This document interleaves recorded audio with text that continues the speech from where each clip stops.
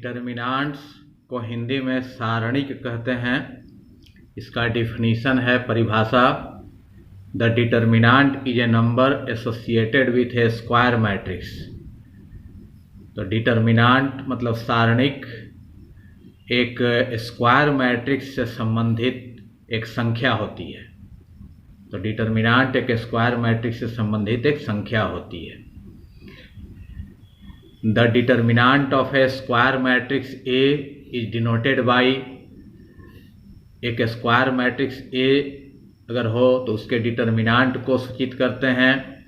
ये डिटर्मिनांट का सिंबल है, दो लाइन जो दिया हुआ है, इसको पढ़ेंगे डिटर्मिनांट ए या डिटर्मिनांट ऑफ मैट्रिक्स ए, और ऐसे भी इसको डिनोट कर सकते हैं।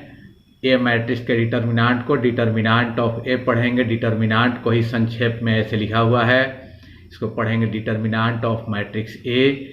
और डेल्टा, डिटर्मिनांट को डेल्टा से भी डिनोट करते हैं। तो ए मैट्रिक्स के, ए स्क्वायर मैट्रिक्स है, उसके डिटर्मिनांट को तीन तरीके से डिनोट कर सकते हैं। ऐसे भी डिटर्मिनांट है या ऐसे डिटर्मिनांट है लिखेंगे, और डेल्टा से भी डिनोट कर सकते हैं। तो determinant of A matrix of order 1, तो 1 ऑर्डर के मैट्रिक्स का डिटर्मिनांट मतलब जिसका ऑर्डर 1 हो, मतलब 1 by 1 हो, मतलब 1 रो और 1 कॉलम हो। जैसे यहाँ लेट मान लिया कि एक मैट्रिक्स है जिसका एलिमेंट है ए, तो इसमें 1 रो है 1 कॉलम है, इसका ऑर्डर 1 by 1 हुआ, या कह सकते हैं कि इसका ऑर्डर 1 है। तो ये एक स्क्वायर मैट्रिक्स है, रो की संख्या कॉलम की संख्या दोनों 1 है, इक्वल है। तो इस मैट्रिक्स का डिटर्मिनांट लिखेंगे डिटर्मिनांट ऑफ ए, ऐसे डिटर्मिनांट ऑफ ए हो गया। तो यहाँ भी मैट्रिक्स का सिंबल हट जाएगा, यहाँ डिटर्मिनांट का सिंबल हो गया, ये डिटर्मिनांट का सिंबल है, मॉड नहीं है। तो इसका वैल्यू जो है ये कहा जाएगा कि फर्स्ट ऑर्डर का ये डिटर्मिनांट है। तो इसका वैल्यू जो एलिमेंट है वही हूबहू हो जाएगा, ए है तो ए ही हो जाएगा। एग्जाम्पल इसका है, ए मैट्रिक्स मान लिया कि इसका एलिमेंट -2 है, तो ये फर्स्ट ऑर्डर का स्क्वायर मैट्रिक्स है, 1 रो 1 कॉलम है इसमें, तो ऑर्डर 1 हो गया। अब इसका डिटर्मिनांट जब निकालेंगे, डिटर्मिनांट है तो यहाँ भी मैट्रिक्स के जगह डिटर्मिनांट हो गया, और ये डिटर्मिनांट के अंदर -2 है एलिमेंट, तो इसका वैल्यू -2 ही हो जाएगा। ये फर्स्ट ऑर्डर का डिटर्मिनांट है तो इसका वैल्यू जो एलिमेंट होता है वही हो जाता है -2। अगर ये मॉड रहता तो इसका वैल्यू +2 होता, लेकिन ये मॉड नहीं है बल्कि डिटर्मिनांट है, तो इसका वैल्यू जो एलिमेंट है वही होगा। इसी तरह बी अगर मैट्रिक्स है, स्क्वायर मैट्रिक्स जिसका एलिमेंट 5 है, तो ये भी फर्स्ट ऑर्डर का स्क्वायर मैट्रिक्स है, तो बी का अगर डिटर्मिनांट निकालेंगे तो यहाँ भी मैट्रिक्स की जगह डिटर्मिनांट हो गया, और इसका वैल्यू जो एलिमेंट 5 है तो 5 ही होगा। तो बी का डिटर्मिनांट वैल्यू 5 हो गया, तो 5 एक नंबर है और जो कि इस स्क्वायर मैट्रिक्स से संबंधित है। इसी तरह ए मैट्रिक्स का डिटर्मिनांट वैल्यू -2 हो गया, ये भी एक नंबर है जो कि इस स्क्वायर मैट्रिक्स से संबंधित है। तो डिटर्मिनांट एक नंबर होता है जो कि स्क्वायर मैट्रिक्स से संबंधित होता है। Determinant of A matrix of order 2, तो 2 ऑर्डर के मैट्रिक्स का डिटर्मिनांट, लेट ए मान लिया कि एक मैट्रिक्स है जिसमें 2 रोज हैं और 2 कॉलम हैं, तो इसका ऑर्डर 2 by 2 होगा, मतलब कह सकते हैं कि इसका ऑर्डर 2 है, सेकेंड ऑर्डर का ये मैट्रिक्स है। तो ये स्क्वायर मैट्रिक्स है, रो की संख्या कॉलम की संख्या के इक्वल है, तो स्क्वायर मैट्रिक्स है। तो इसका डिटर्मिनांट अगर लिखेंगे तो ऐसे इसको पढ़ेंगे डिटर्मिनांट ऑफ मैट्रिक्स ए, या इसको ऐसे भी पढ़ सकते हैं, ऐसे लिख सकते हैं डिटर्मिनांट ऑफ मैट्रिक्स ए, या इसको डेल्टा से भी डिनोट कर सकते हैं। तो इस मैट्रिक्स के डिटर्मिनांट को, ये डिटर्मिनांट का सिंबल हो गया, और ये मैट्रिक्स का सिंबल है स्क्वायर ब्रैकेट, और ये 2 लाइन दे दिया तो ये डिटर्मिनांट बन गया। तो उसी मैट्रिक्स का यह डिटर्मिनांट है, और ये सेकेंड ऑर्डर का डिटर्मिनांट है, इसका ऑर्डर 2 है। तो इसका वैल्यू निकालने के लिए ऐसे तिरछा मल्टीप्लाई होता है, ए डी में मल्टीप्लाई होगा तो हो गया ए डी, बीच में माइनस साइन देते हैं, और ये बी ऐसे तिरछा सी में मल्टीप्लाई होगा तो हो गया बी सी मल्टीप्लाई होकर, तो A D minus B C ऐसे लिखते हैं इसका वैल्यू।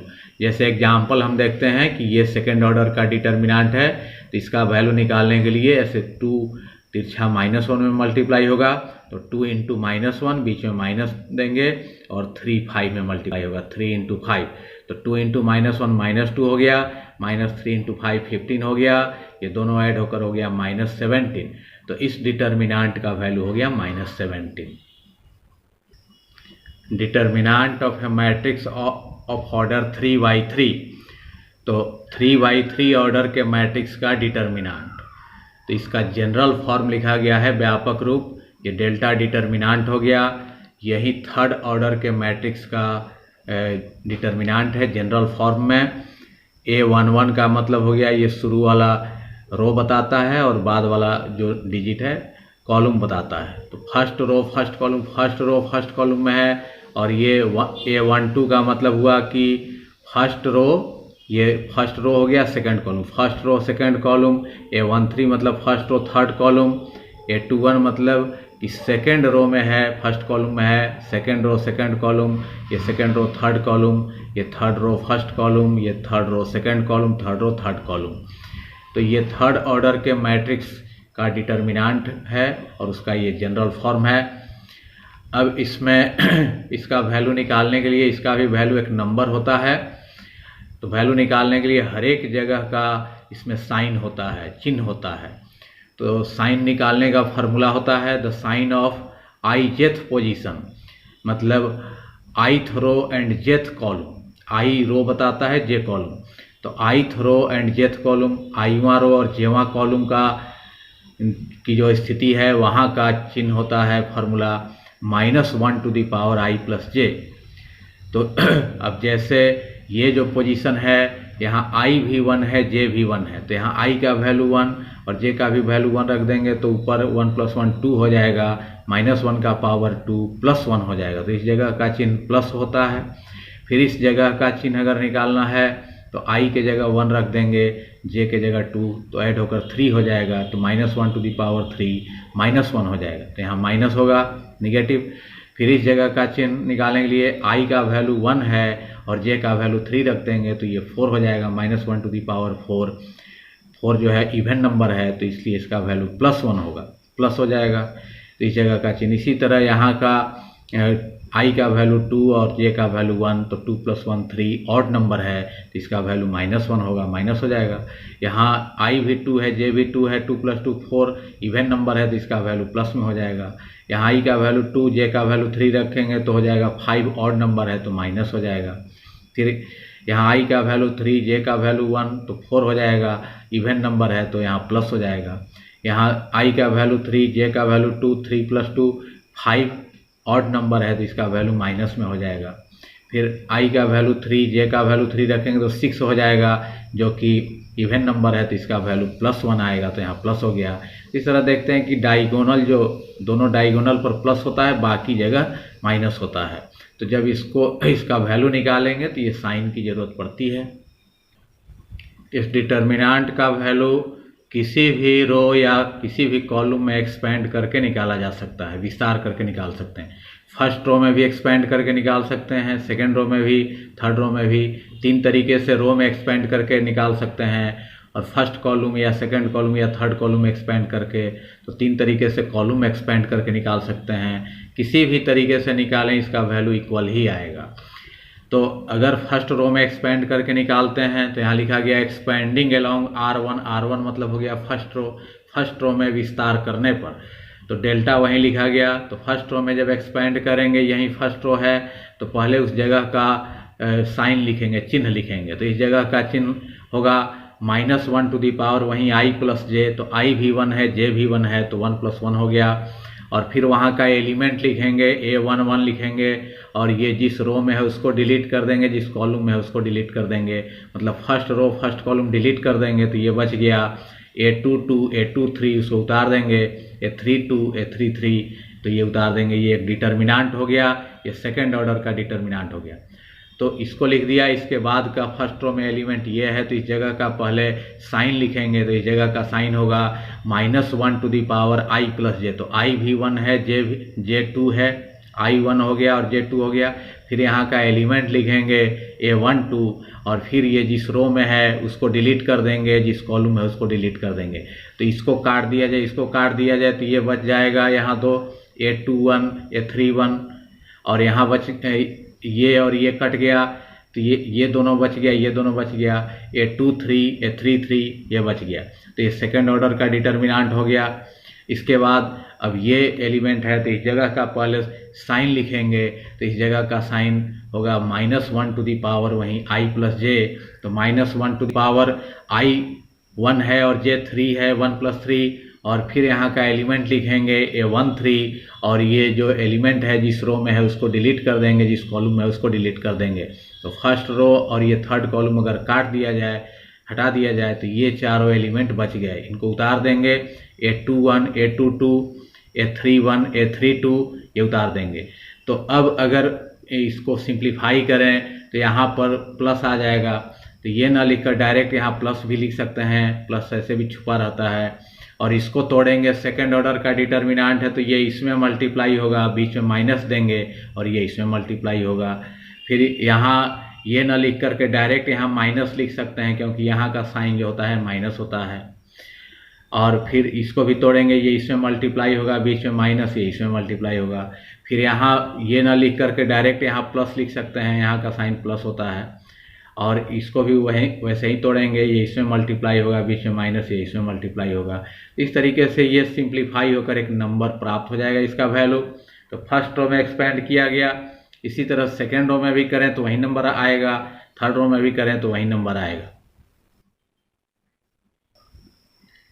अब जैसे थर्ड ऑर्डर का ये एक डिटर्मिनेंट है, अब इसका वैल्यू निकालने के लिए expanding along R1 first row में विस्तार करने पर तो इधर डेल्टा लिखा गया, और फर्स्ट रो में एक्सपेंड जब करेंगे तो पहले यहाँ का साइन लिखेंगे, तो ये डायगोनल पर है तो यहाँ प्लस होगा, और उसके बाद एलिमेंट लिखेंगे तो +2 यहाँ प्लस छुपा हुआ है, और 2 जिस रो में है उसको डिलीट कर देंगे, जिस कॉलम में है उसको डिलीट कर देंगे। तो ये चारों बच गया, 7 6 5 8 उतर गया, सेकेंड ऑर्डर का डिटर्मिनेंट बन गया।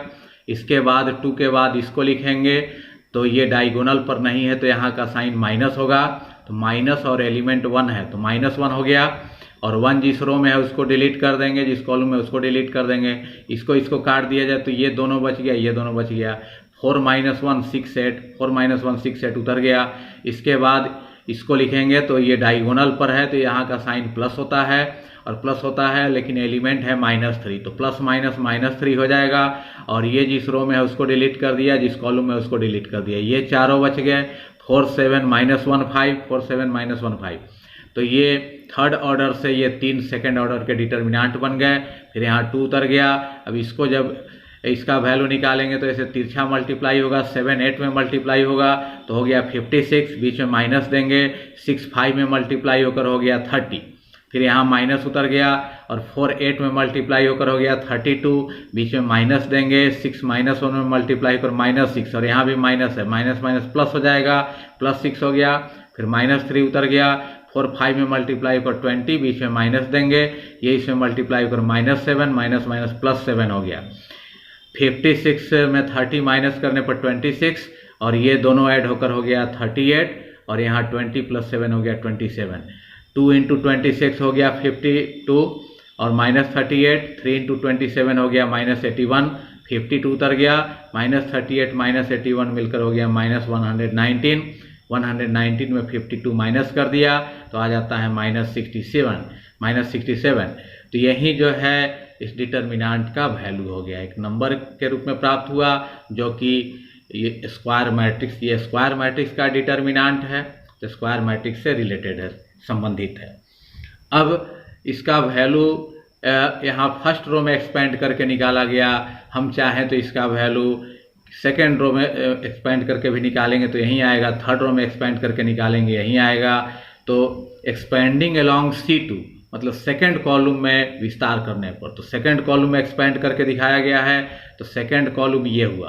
तो डेल्टा = लिखेंगे, जब सेकेंड कॉलम में एक्सपेंड करेंगे तो पहले यहाँ का साइन लिखेंगे, तो ये डायगोनल पर नहीं है तो यहाँ का साइन निगेटिव है, माइनस होगा, और एलिमेंट है 1 तो -1 हो गया। और 1 जिस रो में है उसको डिलीट कर देंगे, जिस कॉलम में है उसको डिलीट कर देंगे, तो बच गया 4 - 1 और यहाँ 6 8। तो 4 - 1 6 8 उतर गया। इसके बाद सेकंड कॉलम में एक्सपेंड कर रहे हैं तो 1 के बाद 7 है और 7 डायगोनल पर पड़ रहा है तो यहाँ का साइन प्लस होता है, तो +7 हो गया। और 7 जिस रो में है उसको डिलीट कर देंगे, जिस कॉलम में है उसको डिलीट कर देंगे। इसको काट दिया जाए तो चारों कॉर्नर वाला बच गया। 2 - 3 - 1 8, 2 - 3 - 1 8 उतर गया। इसके बाद फिर सेकंड कॉलम में 1 7 के बाद 5 है तो 5 डायगोनल पर नहीं है तो यहाँ का साइन माइनस होगा, तो -5 लिखा गया साइन के साथ। और 5 जिस रो में है उसको डिलीट कर दिया, जिस कॉलम में है उसको डिलीट कर दिया। तो इसको काट दिया जाए तो ये 2 4 - 3 6 बच गया। 2 4 - 3 6। अब इसको सिंप्लीफाई करने पर -1 उतर गया। 4 × 8 हो गया 32, बीच में माइनस होगा, यही से मल्टीप्लाई कर -6 +6 हो गया। 7 उतर गया। 2 × 8 16 हो गया, बीच में माइनस देंगे, ये दोनों मल्टीप्लाई होकर 3 हो जाएगा। फिर -5 उतर गया। 2 × 6 हो गया 12, बीच में माइनस, ये मल्टीप्लाई होकर -12 +12 हो गया। ये हो गया 32 + 6 38, -1 में मल्टीप्लाई कर -38। 7 उतर गया। 16 - 3 13 हो गया। यहाँ 5 उतर गया। 12 + 12 24 हो गया। ये उतर गया। 7 × 13 हो गया 91। 5 × 24 हो गया -120। फिर 91 उतर गया। -38 -120 मिलकर -158। -158 में 91 माइनस होकर हो गया -67। तो सेकंड कॉलम में एक्सपेंड करने पर भी -67 आया, जबकि हमने देखा था कि फर्स्ट रो में भी एक्सपेंड किया गया था तो इसका वैल्यू वहीं आया था, -67 ही आया था। तो किसी भी रो या किसी भी कॉलम में एक्सपेंड करें तो डिटर्मिनेंट का वैल्यू सेम आता है, वहीं आता है।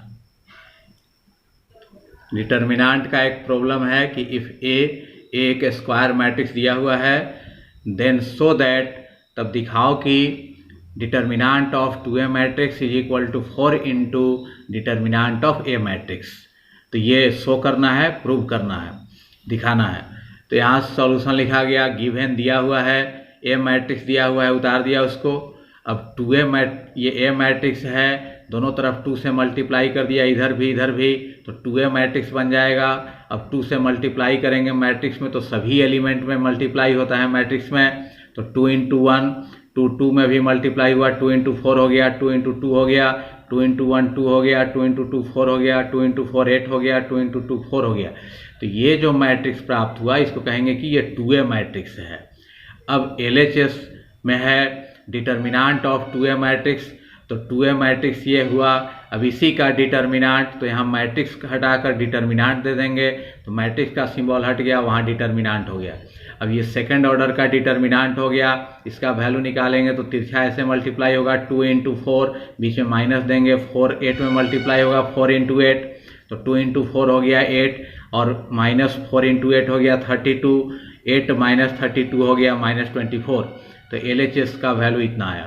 अब RHS में हम लोग देखते हैं कि 4 × डिटर्मिनेंट A है, तो पहले डिटर्मिनेंट A निकालेंगे, तो ये A मैट्रिक्स का डिटर्मिनेंट, तो यहाँ A मैट्रिक्स का डिटर्मिनेंट निकालेंगे तो इधर मैट्रिक्स का सिंबल हट गया, वहाँ डिटर्मिनेंट हो गया।